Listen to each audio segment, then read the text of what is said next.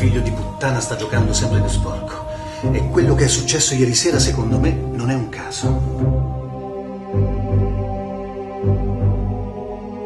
Si dice che la polizia abbia già individuato il